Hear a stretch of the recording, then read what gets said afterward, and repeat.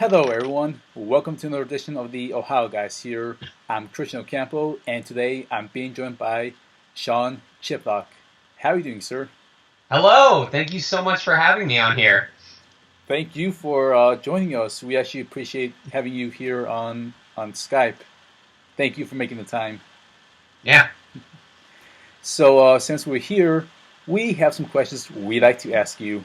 First of all, that's usually how these interview things go, I imagine. they do. The first question: what is it like working in the industry today? Like in terms of what? Voiceover. Oh man, that's a broad question. Um,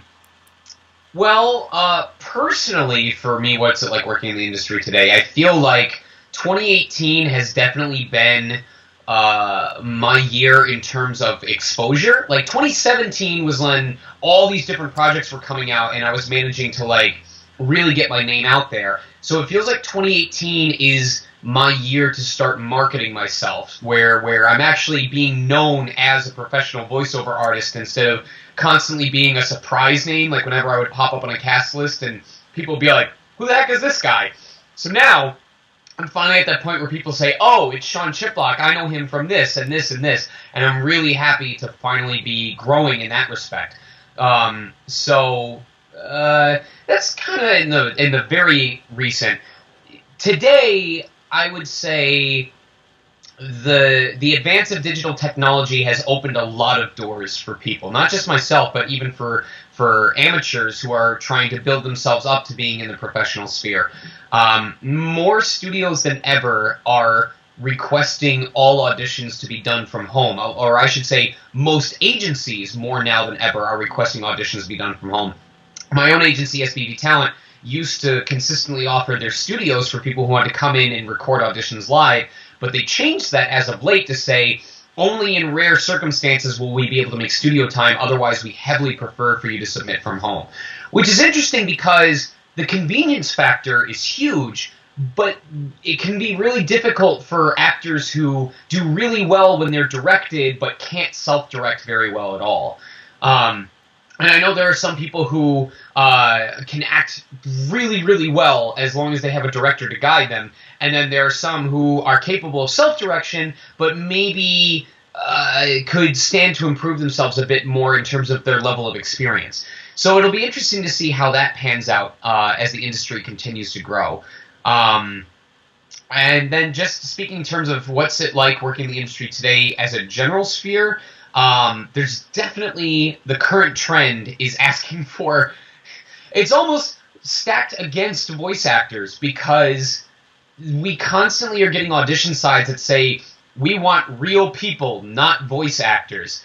And I've been to a number of workshops where there are people there who have no acting experience, no acting background whatsoever, and they end up giving the reads that the director likes the most because they don't have that actor brain to get in the way of their delivery. They're just talking, they're just speaking the words, and it sounds real.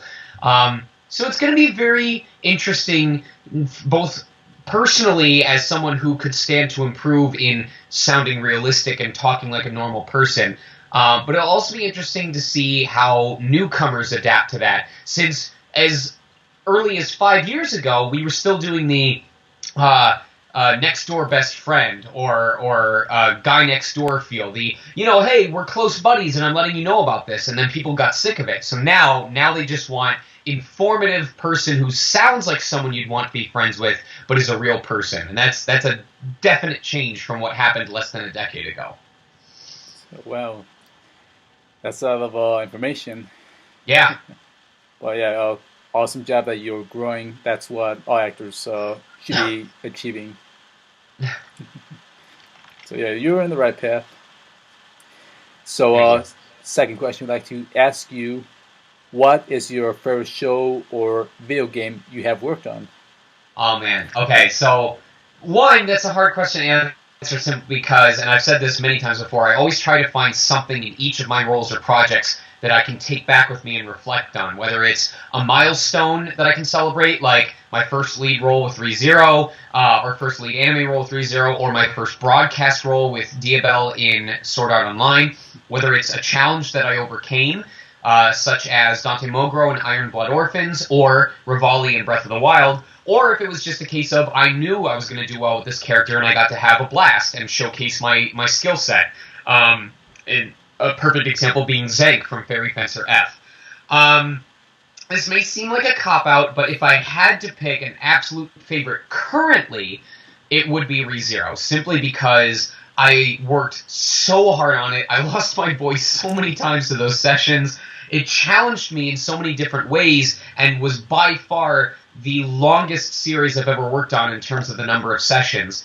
And I really just want the wait to be over. I just want it to be out, and I want to be able to hear people's feedback and see what people thought of it, and just put it to rest regarding whether my excitement and my fanboy attachment to the series worked for the better in terms of my performance quality, or if I could stand to learn something about letting the professional take over and not letting the fanboy do too much. So my brain is just running a mile a minute about that show, and I just want it to be out. I want it to be done. I want to be able to enjoy it, and actually, instead of telling people, I can't wait for this episode, to be able to say, look at this episode. Here, this is what I'm proud of, and you can go watch it right now. Okay. Well, at least we know what's your favorites. Now that brings me to our third question. Since you mentioned the other one, what was that working on Mobile Suit Gundam Iron-Blooded Orphans? So that was definitely more of a challenging experience for me, simply because I'm not as big a Gundam fan as a lot of my peers are. And I also understand it's a very serious, it's a very war-focused series that tends to lean on showing the traumas and trials of pitting young people in global conflict. So right off the bat, we definitely had a more serious, more subdued, realistic performance being requested of me. And Dante is a little bit older in terms of his vocal pitch. Even though he's younger in age, he is a little bit deeper than my normal range. So combine the seriousness with the low pitch, both of which are things I feel I could stand to improve on. And it was definitely a challenge to keep consistent with the character. I wish I had had a deeper attachment to the series so that I wouldn't have felt as frustrated when I was having trouble with a certain line delivery, but I'm still grateful for the experience. I'm still grateful for the opportunity it gave me to play that kind of role and get more used to it. It's a good series. I was happy when Toonami put it on, their listing. So yeah, right. It has a good, following. Especially, you just can't go wrong. It's a Gundam series. It's gotta have a following. You can't go wrong with Gundam, anyways. Right. All right. So next question, and this is the one that everyone's been waiting for. What was it like working on ReZero? Oh man.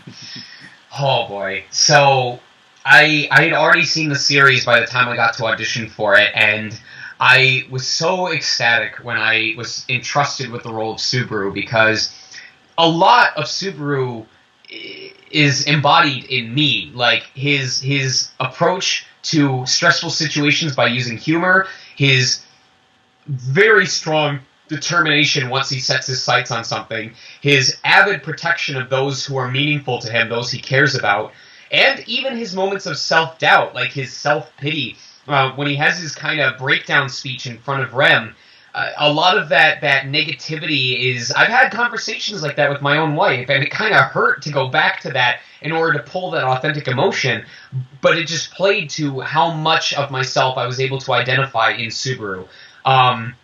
And just in general, what a hell of a role to pick for my first lead role in an anime, because of the intensity that he reaches, just the sheer seriousness of some of the scenes, the level of anger. It challenged me. It forced my throat to improve, and it forced me to learn how to correctly scream in order to preserve myself and minimize the amount of damage, as well as minimize the amount of recovery time needed.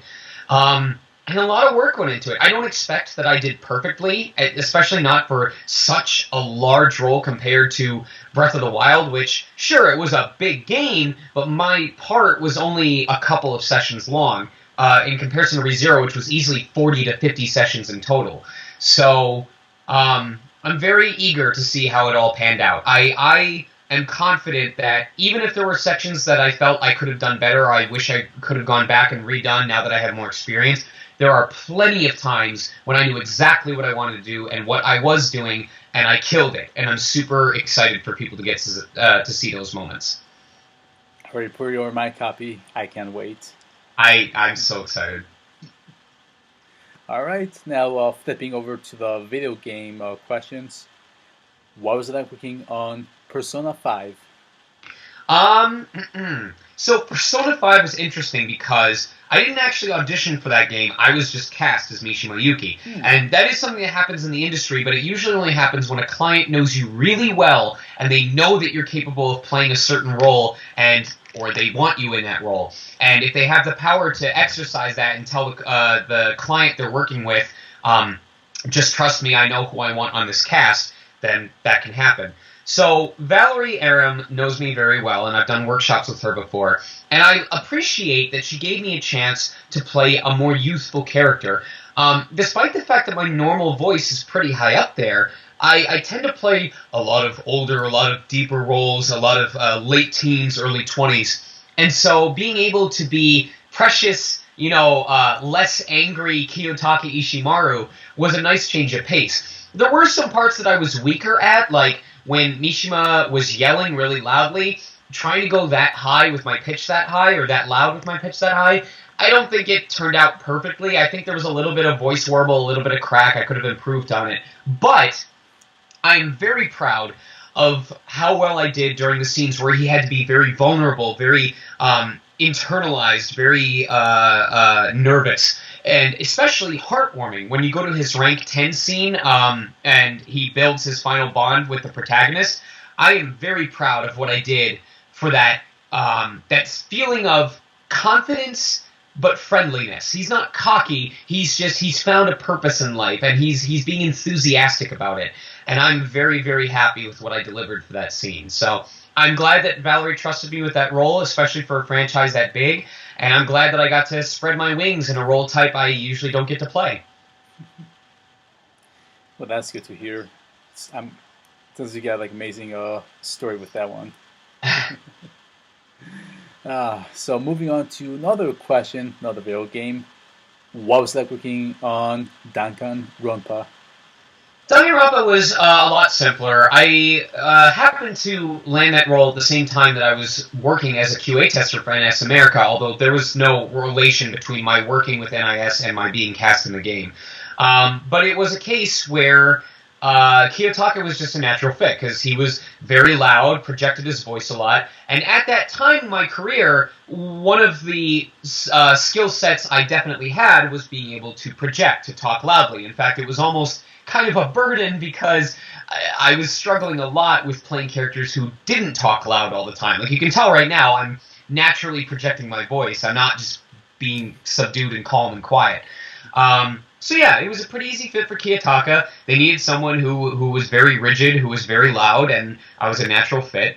Yeah, there wasn't much to say about it. It was similar to Zenk. It was just one of those cases where it was a natural fit between me and the character, and I got to have fun and portray a personality archetype that I have already done in the past and was confident I could do well. All right.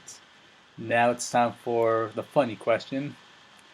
If you could be any character you have played in real life, who will you be? And you can mix and match.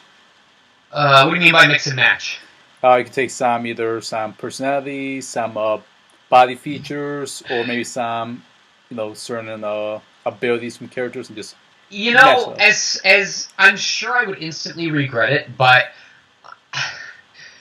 if I were in a position like Subaru was, I would hope I would have the return by death, because a big thing I like to do when I play my dungeon crawlers is figuring out what team or what strategy I want to use, and then reconfiguring it based on the situations that I encounter. And as painful as it might be, knowing that I'd be able to reset if I died and retain my knowledge and try again, it's almost a little invigorating, because I'd be able to try and find the answer and have a little bit more experience every single time.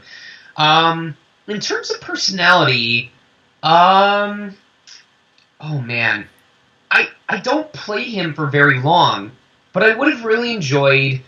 I like the character of Mamoru from Mary Skelter, because from what I learned of him, he was very informative, friendly, laid back, concerned. I saw a lot of myself in him, even though he wasn't in the game or didn't have a lot of speaking lines in the game. And I wish I could have gotten to know him more. I wish I could have had the chance to explore his world, explore his mentality. And just in terms of being able to do stuff that I normally can't do in real life, there's a character I played in a kids show in Asia called Heroes, Legend of Battle Discs. And I played a character named Yungel. And the whole gimmick of the show was having these battle discs that summoned monsters that could fight alongside you. And I am a huge Battle Buddy fanatic. If I could have the power to summon cute monster buddies who helped me out and were sentient and we could have conversations, that's it. Game over, man. Forget voiceover. I found my new life's calling. So I'm really sad that we haven't developed that technology yet, but someday. That was wild. All right. Is there anything else coming out that you can talk about, or anything else you want to plug in at this time? In general, the only stuff I can talk about is stuff I've already announced on my Twitter. So I'm sure we'll get to a question where I can plug stuff. But definitely follow my Twitter at Sonic Mega if you want info on new roles that I can announce. In general, if I haven't announced it on there, it's because I can't talk about it yet. But the one I am excited for, besides ReZero, is the Maple Story 2 closed beta test happens on May 9th. And I am voicing the Berserker class in Maple Story 2, it's one of the classes that's available right off the bat. And as someone who was an avid fan of Maple Story ever since the Evan class came out and back during my college days, not only was I ecstatic to finally be a part of the Maple Story 1 universe by voicing the new Cadena class for Thieves, but to be a part of the start of Maple Story 2 for the new generation of players is basically a dream come true. And I'm plugging it not only because I'm excited to be in the next Maple Story installment, but also because I plan on playing it, and I plan on being an avid player of it. Like, I'm going to be up there on those leaderboards when the full game finally releases. So, if you end up playing Maple Story 2 as well, and this, not just you, but to anyone watching this, I have names planned. Feel free to message me once the game is out and I've made those characters. I'll tell you their names. I'd be more than happy to party up with you. That'd be a fun experience for everyone. Mm-hmm. All right. Well, we've come to our last question. And since you already mentioned Twitter, is there a Facebook, Instagram, and on that? I do have Facebook, but I don't really use it as much anymore. Like, I pretty much just use Facebook for the Messenger. And I really only use it with close friends. So if I give you my Facebook, it's for a good reason, but I probably just don't want to toss it out for like completely random people. Twitter is definitely the go-to. That's where I hold raffles. That's where I make role announcements. That's where a lot of my funny trains of thought happen. That is the hub of where my activity happens right now. You can follow my Tumblr, also at Sonic Mega, if you just want to see fun crap that I reblog. But again, Twitter, I would say, is 90% of my social media engagement right now. So that is the one that I would focus on at this time. And you got Unlocked, too. I do have Unlocked. I do my best to do streams, but it's this careful balance of, is my throat too worn down? Do I not want to ruin it by talking? And I also try to only have streams when I have something to talk about, which they want you to record one a week, and my life's not that interesting yet, so it's a little difficult. But I do try and make time on there, yes. All right. Well, thank you for your time for this interview. We, the Ohio guys, appreciate it. Thank you again for having me. I really appreciate it. Yeah. And thank you to our fans for tuning in to this new episode of the Ohio guys here. Thank you all. Signing off now. My name is Christian. And he's Sean. This is Sean. Take care.